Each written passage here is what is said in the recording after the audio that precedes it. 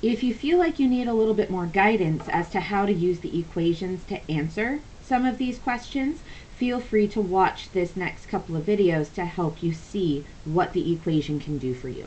For example, on letter C, it says, how many quarters will be in the fountain 4 days from now? Now, if you're not sure how that's supposed to help from the equation perspective, I'll ask you to think about the equation. Some people like to think also, when they do equations like this, about a table of values. So if you're a visual person and have some scratch paper, you could always think about something like this, with n and t of n in a table style format. Usually in a table, we start with term 0, or what we call the initial value. And it did say initially, or currently, there were 400 quarters in the fountain.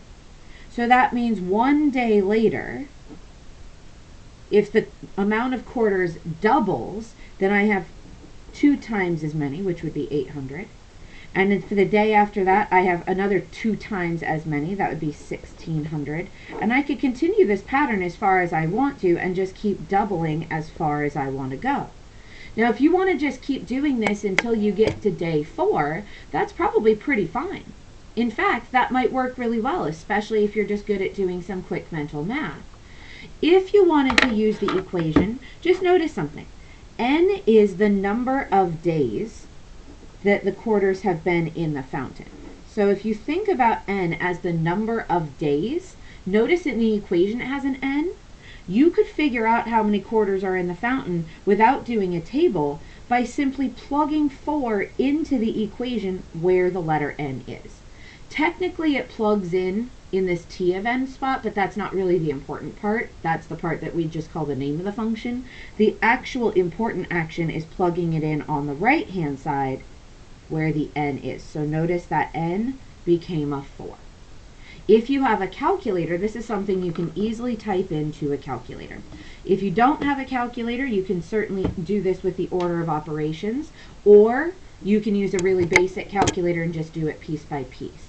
If you want to do, for example, 2 to the power 4, remember PEMDAS says exponents go first, and then take that answer times 400, you should be able to get the number of quarters in the fountain at the 4-day mark. Now, of course, if you looked at my table and thought, oh, I'll just keep doubling, 6,400 would have been the next doubled number in my table. So, of course, lots of different ways to get this answer. Now, in question letter D, that one's going to be a little bit trickier if you don't have a calculator. If you have a calculator, the only way to efficiently do question letter D is to essentially try to keep guessing and checking until you get close to $1,000 worth of quarters. If you don't have a graphing calculator or a calculator of any sort, I would say skip this question. I'll show you really quickly how we would do this question, but it's kind of up to you to decide if it's worth it. Now, in question letter D, it does say, how long will it take for it to be $1,000 worth of quarters? It's important to remember that this T of n is the number of quarters, but that's not the number of dollars. If you think logically, 400 quarters is really $100 if you actually transfer it to real money terms. So if you think about 4 quarters per dollar, 400 quarters would really be $100. 800 quarters would really be $200. 1,600 would really be, if you think about it logically, $400, and so on and so forth. So if I just quickly convert my table numbers really fast to dollars, I can definitely tell that sometime between day 3 and day 4, I must have hit the $1,000 mark. Sometime in between, probably right after day 3, I would have hit the $1,000 mark. Because on day 3, I had 800. On day 4, I had 1,600. And $1,000 fits sort of logically right in between there. So if you don't have access to something like a table, this would have been a tricky question to answer, and it's hard to answer precisely, so you could say something like between 3 and 4 days. Eventually, we'll be able to talk about this way more specifically and we'll be able to get a precise answer. But for now, questions like that aren't very important, just to kind of give you any like big picture perspective. So don't worry too much about that. Now, the last question, question letter E, is asking you about some time in the past. This is where I'm going to ask you to think and to see if maybe you can do this question on your own.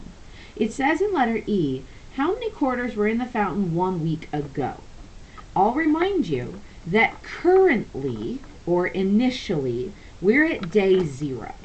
So just as a reminder, we are currently at 400 quarters. So you'd have to assume that if we've been collecting quarters this whole time, that the day before today, if today is currently, and I'll just make a little note there. If today is currently, then what about yesterday? How many quarters would have been before? And what about the day before yesterday? And what about the day before that? And how far back would you need to go to get to 1 week ago? If you can, use this table as a starting point and see if you could work backwards to see if you can figure out the 1 week ago. If you can't figure it out, then in the next video, I'll show you how to do this with an equation instead of the table to help you get a more direct answer.